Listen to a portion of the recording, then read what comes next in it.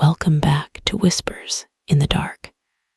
This is a tale of salt water, locked cabins, drowned flesh, and the dreadful question of what may return from the deep when death itself is not enough to keep it silent. So listen closely. Picture the lamp flame trembling. Picture the narrow passage of a ship at sea. Picture a cabin door marked 105. Picture the lower berth, where a man may try to sleep, and above it, behind a curtain damp with brine, picture the upper berth. And now let's begin. There are men who speak of ghosts with a laugh, and there are men who speak of them with a smile that never reaches the eyes. There are also a very few, who speak of such things only when the hour has grown late, when the fire burns low, and when a room full of sensible people has become strangely willing to believe almost anything. Brisbane was one of these last. I had known him for years before I heard the story from his own lips. He was not a nervous man. He had crossed more oceans than most of us had crossed streets in foul weather. He had been in storms that shattered boats, and in cities where fever emptied houses by the dozen.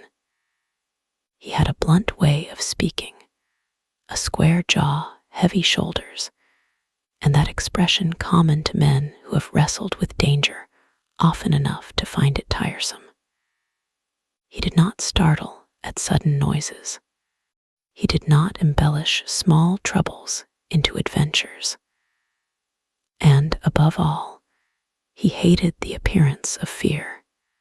That was why the change in his face struck us so deeply on the night he told the story. We were gathered after dinner in a long, low room full of tobacco smoke and the amber smell of brandy. It was winter, and a wet wind pressed against the windows as though it had been listening outside and wanted to come in. The conversation had been good at first, then ordinary, then dull. One man had begun a story about a railway accident, and another had interrupted with an opinion on insurance. Someone yawned. Someone else rang for more coal. Then Brisbane, who had been sitting near the fire with a cigar between his fingers, said in his usual dry voice, "I once saw a ghost." The room changed at once. No one laughed. That was the remarkable thing. If another man had said it, we should have mocked him until he retracted it. But Brisbane did not invite mockery. He sat very still, staring into the red caverns of the fire, and the cigar ash grew long and white before falling unheeded onto the hearth. "You saw a ghost?" someone asked. "I did," said Brisbane. Or what I saw had been dead long enough to look the part. He turned his glass in his hand and watched the light move through it. The wind made the window frames creak. Somewhere below, in the street, a horse passed at a slow walk, the wheels of the cab hissing through rain. "It was on the Kamtschatka," Brisbane said, "a June crossing. I had business in America and was obliged to take passage at short notice. The ship was crowded. Every decent cabin was full. I was told they could give me the lower berth in number 105, and I took it without asking too many questions. That was the first mistake. Never take the cabin no one else wants. On land, a room may be disliked for a bad smell or a poor view. At sea, a cabin earns its reputation by taking men and giving nothing back. He leaned forward then fire showed the hollows beneath his eyes. The Kamtschatka was a stout ship, ugly perhaps, but solid. She had a heavy bow, a deep, stubborn roll, and engines that beat through her iron body like a second heart. I remember boarding her in damp morning light. The air smelled of smoke, rope, wet paint, and the thick, sour odor of bilge water that rises from every ship, no matter how clean they claim her to be. Passengers crowded the decks. Ladies clutched little dogs and smelling bottles. Children cried because the gangway moved beneath them. Porters shouted. Sailors went about their work with the calm contempt of men who know the land people will soon be sick.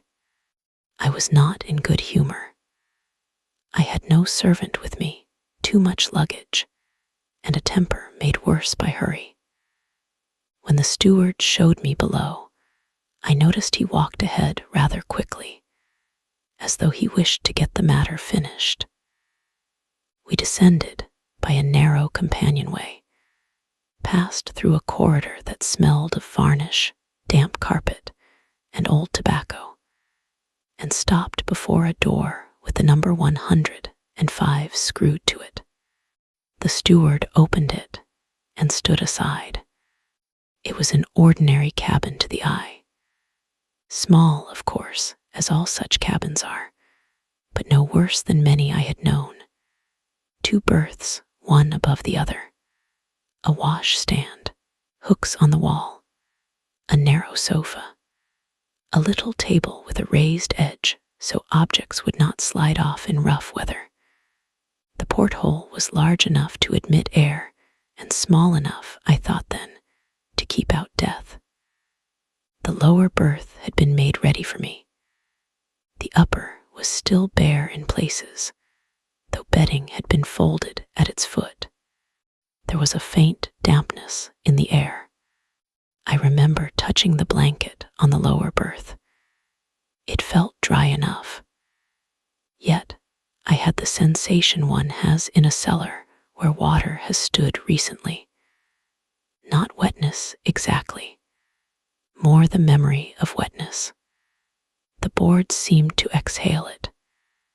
The curtain of the upper berth hung limp, not in folds, but in strips, as though it had once been soaked and dried badly. The steward set down my bag and said, "Here you are, sir." He did not look at the upper berth. I asked who was to occupy it. He said he did not know. That was a lie. I knew it from the way his mouth moved before the words came. I have seen guilty men answer questions in courts with more ease. But I was tired, and there was nothing to be gained by quarreling with him. I asked whether the porthole opened. He said it did, but added too quickly that I had better keep it closed at night. Why, I asked. He gave me some nonsense about spray in a following sea. We were still at dock. There was no following sea. There was not even motion enough to rock a cradle. When he had gone, I examined the cabin more closely. The porthole was shut and fastened from inside by a brass catch. It seemed firm. I pulled at it and found no fault. Still, the cabin was chill. Not cold exactly, but different from the passage outside.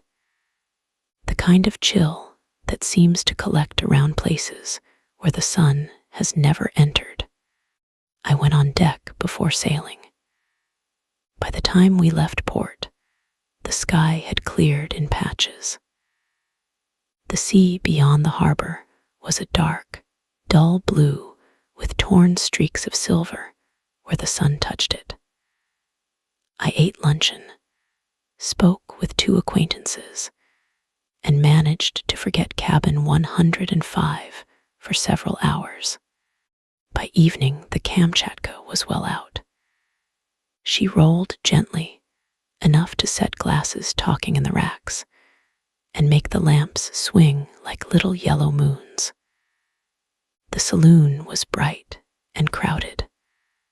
I dined well and stayed late over cards. When I finally went below, the passage outside my cabin was empty.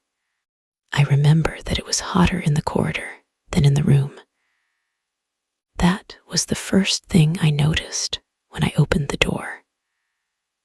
A breath came out to meet me, not foul, not strong, but raw and cold, like air blown over stone at the bottom of a well. The porthole was shut. The upper berth curtain was drawn. My cabin mate had arrived. I could see nothing of him at first, except the outline of his body through the curtain, and one long, pale hand hanging down over the side. It was an ugly hand, thin and bluish, with knuckles that stood out like knots in driftwood. I thought him asleep. I undressed quietly, got into my berth, and turned down the lamp. Ships make many noises at night. Timbers complain. Iron plates answer one another. Water speaks against the hull in whispers, blows, and dragging sighs. A traveler who does not know the sea may imagine footsteps where there are none, or voices where only waves are at work. I knew all this. I had slept in cabins before. But that night, I did not sleep easily. There was a smell in the room. It was faint at first, a salt smell, but not the clean salt of open water. This was older. It had something of rotting weed in it, something of mud beneath a pier, something of the black slime left clinging to chains when an anchor comes up from deep harbor ooze. I lay awake and listened. Once or twice, the man above me moved. Not as a sleeping man moves, turning from one side to another, but with a slow dragging sound, as if his limbs were too heavy for him. Then there came a sigh. It passed through the curtain and down into the darkness near my face. I cannot say why that sigh disturbed me so much. It was not loud. It was not even very human. Perhaps that was the reason. A man who suffers in sleep moans from the chest or throat. This sound seemed to have water in it, a bubble, a choke, a wet inward tearing, as though breath had been drawn through a mouth full of sea. I called softly, "Are you unwell?" There was no answer. I told myself he was seasick and turned my face to the wall. Sometime in the deepest part of the night, I woke with a violent startle. The cabin was black. The lamp had gone out. The air was freezing. Above me, something was moving. There was a thud, a convulsive scraping, and then the curtain of the upper berth flew out as though struck from within. A body sprang down. I felt rather than saw it pass me, a tall shape between my berth and the table. The cabin door opened with a crash. Bare feet slapped the floor of the passage, went rapidly away, and were lost in the greater noises of the ship. I leapt out of bed and struck a match. My hands were shaking with anger as much as surprise. The flame showed me the door half open, the upper berth curtains still swaying, and the porthole wide open to the night. The brass catch hung loose. Cold air poured through the circular opening. Beyond it, I saw only a disk of blackness, and once, as the ship rolled, a pale, rushing shoulder of foam. I shut the porthole with difficulty. The metal was wet, not merely damp with mist, wet as though someone had poured a bucket over it. The floor beneath it was also wet, and when I knelt to touch the boards, my fingers came away shining. I looked into the upper berth. It was empty. The blankets were heaped together, soaked through, and pressed into a shape almost like that of a man who had lain there for many hours. A depression marked the pillow. It was dark with moisture. From it rose that same choking smell of sea mud, salt, and something dead. I did not sleep again. In the morning, the sun came through the porthole and made the cabin look ridiculous. Daylight is a great liar.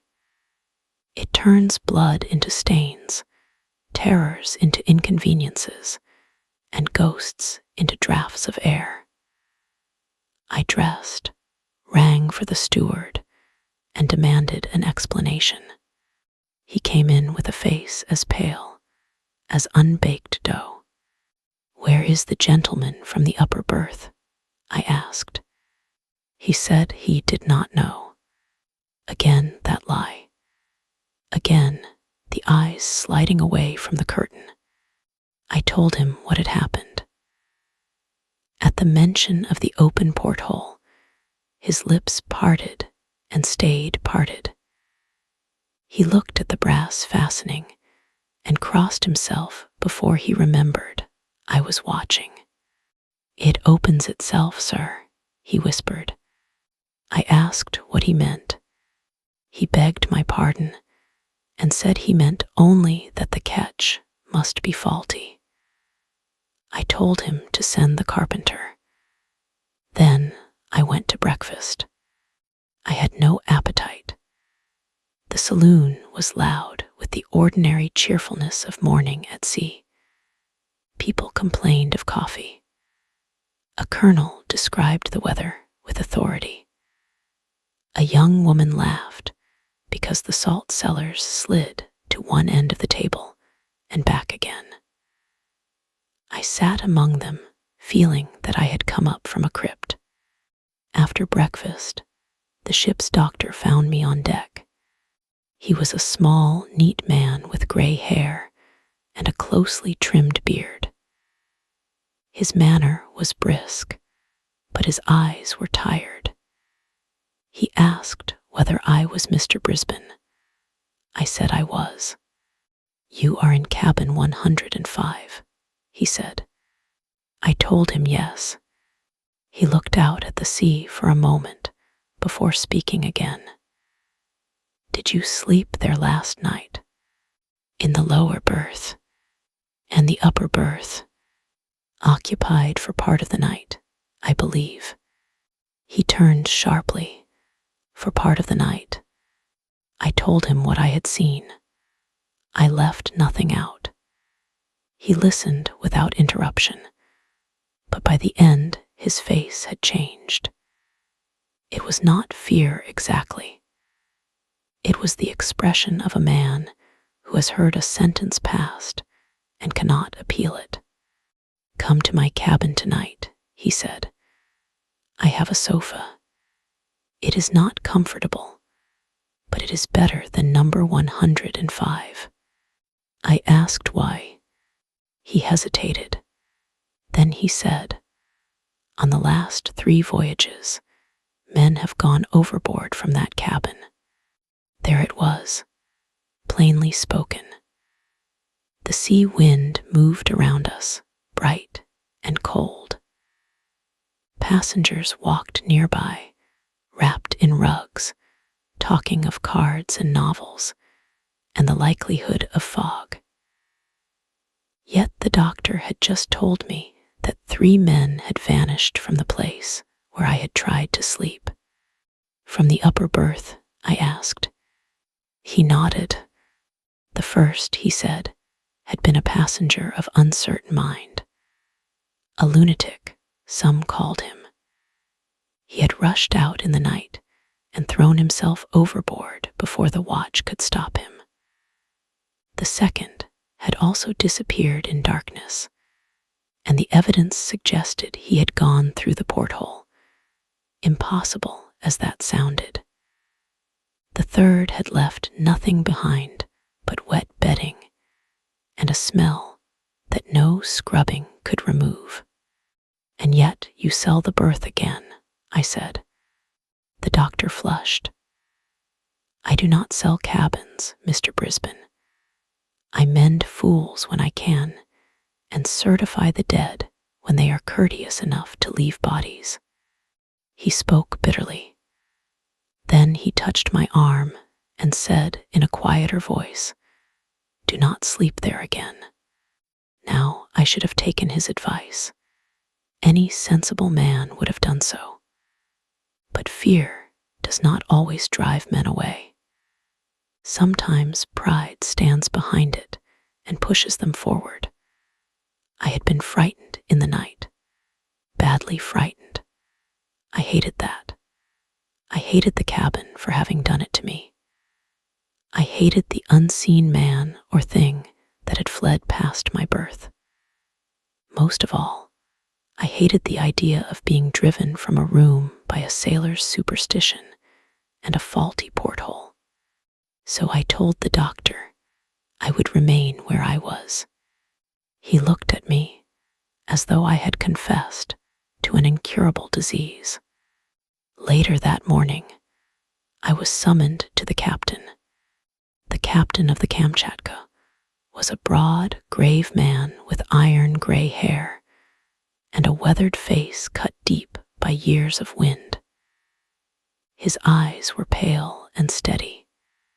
His cabin was crowded with charts, instruments, books, and the smell of pipe smoke.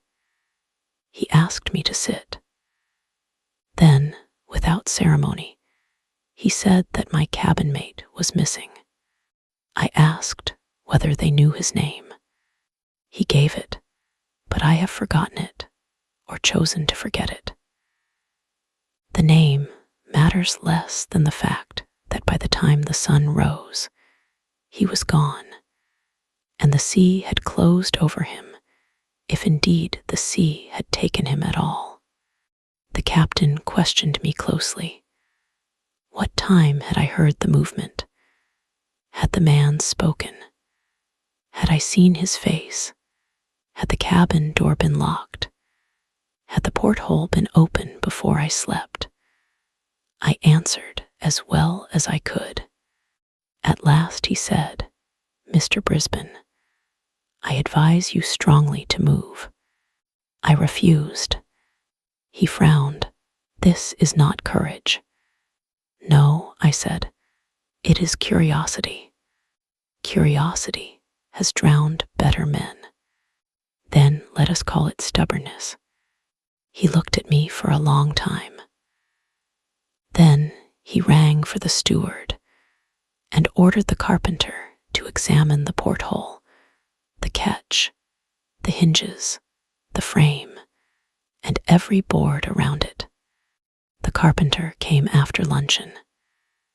He was a thick-wristed fellow with a red beard and a cheerful contempt for anything that could not be fixed with tools.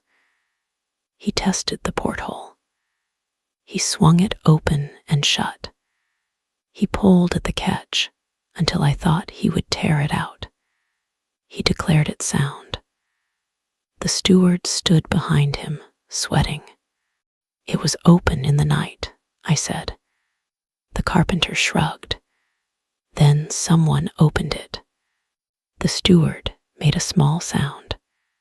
I turned on him. "You said it opens itself." He stared at the floor.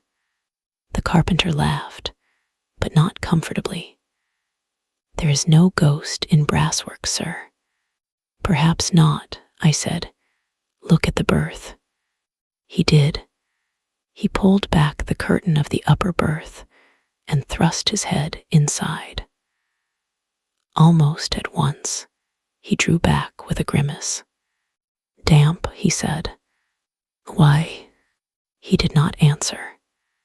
He pressed his palm to the mattress, then smelled his fingers and wiped them on his trousers. "Needs airing," he muttered. The bedding was changed. The mattress was turned. The porthole was fastened. The carpenter left with his toolbox. The steward lingered only long enough to ask whether I required anything else, in the tone of a man asking whether the condemned would like prayers before hanging. I spent the afternoon on deck. The sea had darkened under a low ceiling of cloud. The Kamtschatka drove onward, lifting and falling with a slow, powerful motion. Her funnel smoke streamed black behind her. Gulls had vanished. The world was ship, water, and sky, and the sky seemed to press lower with every hour. At dinner, I drank more wine than usual, not enough to dull my senses, but enough to warm the blood. I told no one what I intended. Near 11, I went below. The passage was deserted again. Cabin 105 waited with its little brass number shining in the lamplight. I opened the door quickly, as a man opens the door of a room where he expects an enemy. The cabin was empty. The lower berth was made. The upper curtain was drawn back. The porthole was shut. I undressed slowly. I examined the ketch.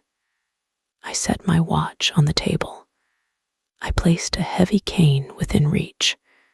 Then I put out the lamp and lay down. For an hour, perhaps two, nothing happened. The ship rolled. Water ran along the hull with that immense whisper that only the sea can make. Somewhere a chain knocked at intervals. Footsteps passed once in the corridor and faded. I began to think the thing would not come because I waited for it. Then the cold began. It did not enter all at once. It gathered. First my face chilled, then my hands. Then the blanket over me seemed too thin, though it was the same blanket under which I had been warm minutes before. The air thickened. I could smell salt. I opened my eyes. The porthole was wide open. I had heard nothing. No click of brass, no creak, no swing of metal. Yet there it was, a round black mouth in the wall, breathing the night into the room. I sat up and reached for the cane. From the upper berth came a groan. No man alive ever made such a sound. It began as a bubble, deep and wet. It rose into a strangled moan, then broke into a faint, rattling gasp, as if lungs filled with water were trying to remember air. My skin tightened until every hair on my body seemed alive. The curtain of the upper berth moved. I could see almost nothing, only a deeper darkness against darkness. But I heard it. Something heavy shifted above me. Something wet dragged along the boards. Drops fell, one by one, striking the floor with soft, obscene taps. I do not know what possessed me. Rage, perhaps. Terror, certainly. I leapt up, seized the curtain, and thrust both hands into the upper berth. My fingers sank into something. Not cloth, not bedding, not human skin as it is in life. It was cold, yielding, and slippery, like flesh left too long in water. Beneath that surface, there was weight, muscle, and a dreadful strength. My hands closed on an arm or shoulder, and the thing twisted. I felt hair brush my wrist. Long hair, tangled and streaming wet. Then a face came near mine in the dark. I did not see it clearly then, but I smelled it. God help me, I smelled it. Brine, decay, opened shellfish, drowned weeds, and the sick, sweet rot of a body the sea has rolled and worried and refused to bury. Something touched my cheek. It might have been a hand. It might have been lips. It left a trail of cold slime from my temple to my jaw. I shouted and dragged with all my force. The thing came out of the berth with a violence that flung me backward against the table. The cane fell. The door burst open. I saw a tall form lurch into the passage, gleaming wet in the faint light, and then it was gone, moving with horrible speed, not running as men run, but hurling itself forward in long, boneless strides. I followed. The passage twisted with the motion of the ship. I struck one wall, then the other. Ahead of me, I heard wet feet on carpet, then bare boards, then nothing. A lamp at the far end swung and showed an instant of movement near the companionway. A pale head turned. The face was long, white, and swollen. The eyes were not eyes, but dark hollows shining with water. The mouth hung open, and from it poured a thin stream that splashed on the floor. Then the thing vanished around the turn. By the time I reached the place, there was no one. A sailor came down from above with a lantern and cursed me for a drunken passenger until he saw my face. Together, we searched the passage, the stair, the nearby doors. Nothing. When I returned to cabin 105, the porthole was open again. The upper berth was empty, but the mattress sagged under a broad, wet impression. The wall beneath it was streaked with water. On the floor lay a piece of weed, black and glossy, like something torn from a rock far below the reach of light. I picked it up. It was cold as ice and clung to my fingers with tiny threads.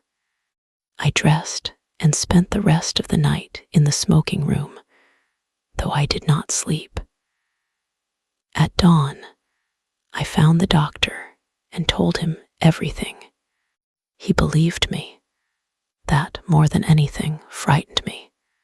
He did not ask whether I had dreamed. He did not suggest nerves. He sat with his hands folded and listened until I had finished. Then he said, "The captain must hear this." The captain heard it. His face grew harder with every word. When I told him of the thing in the berth, he rose and began packing his cabin. "Tonight," he said at last, "I will sit with you." The doctor protested. The captain silenced him with a look. "The ship is mine," he said. "If there is a man aboard playing devil, I will have him. If there is something worse, I will know it." The day passed slowly, too slowly. The sky cleared toward evening, but the sunset was ugly. A red wound opened along the edge of the sea. The water beneath it looked black, not blue, and the foam that broke from the ship's sides flashed and vanished like teeth. Word had begun to move among the crew. Sailors are not gossiping old women, but they know things. They know when a steward will not enter a cabin alone. They know when officers speak in low voices. They know when a porthole is ordered inspected 3 times in one day.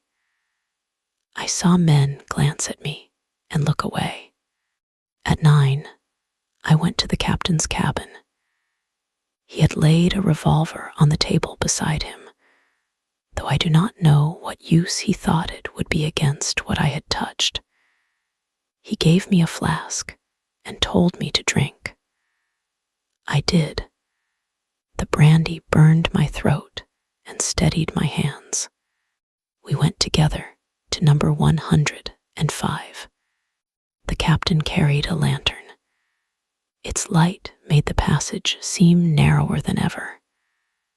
The steward followed us with extra blankets, but at the door, he stopped as if his feet had met a wall. The captain ordered him in. The man obeyed, trembling so visibly that the blankets shook in his arms. Inside, the cabin looked harmless. That was its cruelty. A little room, 2 berths, 1 porthole, the sort of place in which a traveler might complain of cramped legs, bad air, or the snoring of a stranger. Not the sort of place where the dead should climb. The captain examined everything himself. He shut the porthole. He locked the catch. He tied the handle with cord. Then, for good measure, he wedged the back of a chair beneath it so that if it opened inward, it must first splinter wood. He placed the lantern on the table. I sat on the lower berth. He sat on the sofa with his back to the door and the revolver on his knee. For some time we spoke of ordinary things. Men do that when they are afraid of silence. He told me the Kamtschatka had behaved well in storms. I told him of a crossing I had made years before in worse weather. He asked after my business in America. I answered. We might have been 2 acquaintances passing a dull watch. Yet all the while we listened. At midnight, the ship's bell sounded faintly through the walls. The captain looked at his watch. It was after midnight in the other cases, he said. Tell me about them, I said. He hesitated. Then, perhaps because the cabin itself seemed to demand confession, he told me. The first man had indeed been unstable.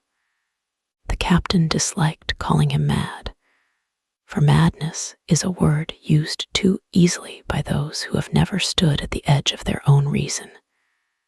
Still, the passenger had been strange. He muttered. He avoided company. On the 3rd night out, he had rushed from the cabin screaming that someone was in his berth. Before anyone could seize him, he reached the rail and threw himself into the sea. The second disappearance was worse because there had been no cry. The upper berth passenger was present at dinner, absent at breakfast, and never found. The porthole of 105 stood open, though the night had been cold. There was water on the floor and scratches around the brass frame, deep scratches, as though fingernails had been dragged across metal. The third had been a quiet man, a clergyman, the captain thought, or perhaps a schoolmaster. He had asked to be moved after one night, but the ship was full, and before arrangements could be made, he vanished. His Bible was found on the lower berth, swollen with water. The upper berth was drenched. There was blood on the pillow, though no wound, no body, no explanation was ever discovered. And still, I said, the cabin was used. The captain's face darkened. Do not think I am proud of it. The lantern flickered. We both stopped speaking. It had not been a draft. The flame did not lean toward the door or porthole. It sank, shuddered, and rose again with a blue rim around its base. The cold came next. The captain stood. I stood with him. Our breath whitened in the lantern light. From the upper berth came the groan. There are sounds that enter the ear and sounds that enter the bone. This one entered both. It was below us and above us. It seemed to come from the mattress, the walls, the sea outside, and the hollows inside my own chest. It was the sound of a man drowning slowly forever, without hope of finishing the act. The captain raised the revolver. The cord around the porthole tightened. I saw it. I swear I saw it. The cord stretched as though pulled by invisible hands. The chair wedged beneath the frame trembled. The brass catch clicked once. Hold it, the captain shouted. We sprang together. I seized the porthole handle. The captain threw his shoulder against the frame. For a moment, we held it shut. Then something pulled from the other side. Not wind, not suction, a grip. The chair leg cracked. The cord snapped. The porthole burst inward with such force that the captain staggered back, and the lantern went out. Blackness swallowed the cabin. The sea roared through the open circle. Spray struck my face. The cold became unbearable. In the dark above me, something heavy dropped from the upper berth. The captain fired. The flash showed it for one instant. I wish I had remained blind. It had the shape of a man, but the sea had remade it in mockery. It was tall and horribly thin, yet swollen in places where water had bloated the flesh. Its skin was the color of candle grease and greenish clay. Strips of cloth clung to it, plastered against ribs and limbs. Its hands were long, the fingers torn at the ends, the nails broken and black. One side of the face had collapsed inward, the other bulged with wet, stretched flesh. The eyes were open, but they had no human brightness. They were filmed, pale and deep, like stones seen at the bottom of a harbor. Its mouth gaped wide, and when it moved, water spilled from it in a steady stream. Then darkness returned. The revolver fired again, deafening in the narrow room. I heard the bullet strike wood. The captain cursed. The thing made no cry. It came at us. I felt it before I saw it. Wet arms closed around me with the strength of a winch. My body slammed against the wall. A hand clamped my wrist. The bones of my forearm bent under that grip, and then one of them broke. The pain was white and total. I screamed. The thing's head came close to mine. In the blackness, I felt its hair drag across my mouth. It was full of sand and tiny shells. Its breath, if breath it had, was the exhalation of a grave opened under water. The captain struck it with the revolver butt. Once, twice, a third time. The blows landed with soft, wet sounds. not the sound of metal on bone, but of a stick driven into rotten fruit. The thing released me and turned on him. I heard a crash. The captain gave one choked shout. The table overturned. The lantern rolled somewhere on the floor, its glass broken. I crawled toward the sound, blind and half senseless with pain. The cabin seemed full of water, though no wave had entered. My knees slid. My good hand sank into cold puddles. Something moved beside me. I reached out and touched the thing's leg. It was slick and hard beneath the softness, as if the flesh were stretched over cables. I grabbed at it with my one useful arm, trying to hold it, delay it, anything. It twisted. A foot struck my chest and drove the air from me. Then the porthole filled with a paler darkness. The thing was going out. That was impossible, you understand. A living man of its size could not have passed through that round opening without tearing himself apart. But it had no concern for living limitations. It folded. It compressed. Its shoulders narrowed with a sound like wet ropes being strained. Its head turned sideways. One long arm reached through first, then the other. The torso followed, rib by rib, with a hideous sliding scrape. For 1 second, its face looked back into the cabin, the dead eyes fixed on me, and then it smiled. I had never imagined a drowned thing could smile. The lips peeled away. The mouth opened wider than any mouth should open. Inside it, there was no tongue I could see, only black water and a small pale crab clinging to the inner cheek. Then it was gone. The porthole was empty. Beyond it, the sea rushed past under starlight. I do not know how long I lay there. Men came at last, the doctor among them, sailors with lanterns, the steward sobbing openly in the passage. They found the captain unconscious, bleeding from the scalp, but alive.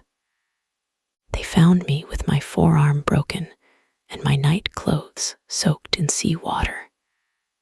They found the upper berth drenched, the mattress torn open, and the wooden boards beneath it marked by grooves, as though claws had worried them from within. They found no body. The captain recovered by morning, though he did not speak for several hours. When he did, his first order was that cabin 105 should be sealed. The carpenter came with screws, boards, and a face no longer cheerful. He did not laugh about ghosts in brasswork then. He worked in silence. The porthole was fastened shut. The door was closed. Boards were fixed across it from the outside. The number 105 remained visible between them for the rest of the voyage, and passengers who asked were told the cabin was engaged. That was the word used, engaged. I have often wondered by whom. We reached port in due course. The passengers went ashore with their trunks, their complaints, their gossip, and their little memories of a rough crossing. Some had heard rumors. Few knew anything. The captain and I never spoke of the matter in public. The doctor set my arm and advised rest. The steward left the ship soon after, or so I heard. As for the Kamtschatka, she sailed again. Ships do. They are practical beasts. They carry mail, cargo, emigrants, merchants, soldiers, brides, corpses, and secrets. A ship may have a haunted cabin, but if her engines work and her papers are in order, someone will always book passage. I never sailed on her again. Neither did the captain. Years later, I met a man in Liverpool who had once served aboard her. We spoke casually at first, as men do, and then I asked whether he remembered cabin 105. He looked at me in a way I had not seen for a long time. He said the door remained screwed shut until the ship changed ownership. The new owners, being economical and enlightened, ordered it opened during refitting. The workmen found the room dry. Dust lay thick on the lower berth. The upper berth had been stripped to the boards. The porthole had been painted over from within and without. One of the workmen joked that no ghost would pay first-class fare for such poor accommodation. The next morning, he was missing. They found his boots under the upper berth. Only his boots. Inside one of them was a quantity of Black Sea sand, wet as if lifted fresh from the tide, though the ship had been in dry dock for 3 weeks. So there it is. That is my ghost story. Make of it what you like. Say the mind plays tricks in small cabins. Say men vanish at sea because the sea is wide and men are careless. Say I dreamed the cold, the smell, the grip, the broken bone. Say the captain struck his head in darkness and invented what he later confirmed. Say the porthole opened because brass fails. Say the dead remain dead. I would like to believe you, but there are nights when I wake with the old pain in my arm and smell salt in a closed room. There are nights when rain taps the window with the same soft sound those drops made falling from the upper berth to the cabin floor. There are nights when I dream of a round black opening and a long pale hand reaching in from the sea, not to enter, but to invite.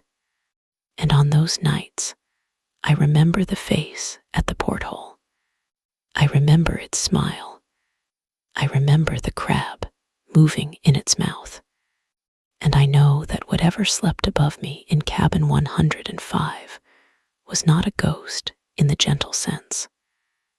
It was not a pale lady in a corridor, nor a transparent child weeping by a nursery fire. It was death with the sea still in it. It was a drowned hunger. It was a thing that had gone down into black pressure and cold silence and come back angry that others still breathed. And if you ever cross the Atlantic in an old ship, and if the steward hesitates before opening your cabin door, and if he tells you the lower berth is yours, but does not meet your eye when you ask about the upper one, do not laugh.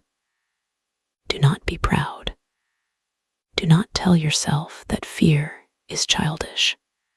Look at the porthole, touch the bedding, smell the air, and if there is even the faintest trace of salt water where no salt water should be, take your bag, leave the room, and sleep under the open sky if you must, because the sea has many dead, and not all of them stay below. Brisbane stopped speaking then. For a while, none of us moved. The fire had burned low, and the room had grown colder than before. Outside, the rain continued, running down the glass in long, wavering lines. Someone tried to laugh, but the sound failed almost as soon as it began. I looked at Brisbane's right arm. Until that night, I had never noticed that he used it stiffly in cold weather, nor that, when he lifted his glass, his fingers trembled slightly before tightening around it. One of the men asked, very quietly, "Did you ever learn who the first passenger was?" "The one who jumped." Brisbane shook his head. "No," he said, "and I hope I never do. Names are for the living. The dead at sea become something else." He rose, set down his untouched drink, and turned toward the door. Before leaving, he looked back at us with that hard, tired expression I remember so well. "I was very badly frightened," he said, "and I dislike being frightened. That is all." Then he went out. The rest of us remained a little longer, not because we wished to, but because no man wanted to be first into the dark hall. At last we separated, laughing too loudly and making unnecessary remarks about the weather. I went home in a cab through streets shining with rain. More than once, I looked at the black windows of sleeping houses and thought of portholes. More than once, when the wheels splashed through standing water, I imagined something pale and wet keeping pace beside me. That night, I slept badly. Near dawn, I dreamed I was aboard a ship. I knew it was a dream because there was no one else on board. No passengers, no crew, no smoke from the funnel, no beat of engines. The vessel drifted on a flat black sea beneath a sky without stars. I walked through narrow passages lined with doors. Every door bore the same number, 105. From behind each door came the sound of dripping water. I woke before I opened any of them, and for that mercy I remain grateful. So now you have heard the tale of Brisbane and the upper berth of the Kamtschatka. Perhaps it is only a story to carry into the dark for pleasure. Perhaps it is only an old terror dressed again in fresh words.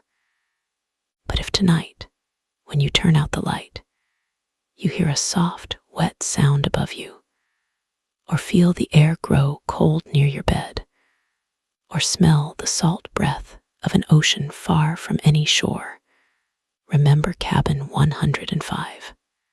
Remember the porthole. Remember that the dead may be patient, and remember that the sea is always listening. Thank you for listening. And if this tale kept you company in the dark, leave a like, subscribe for more stories from the haunted edges of the world, and share it with someone brave enough to sleep afterward. Until next time, good night. Whispers of a love so true, painting dreams of me and you. And I'll hold you close in this moment so divine. Whispers of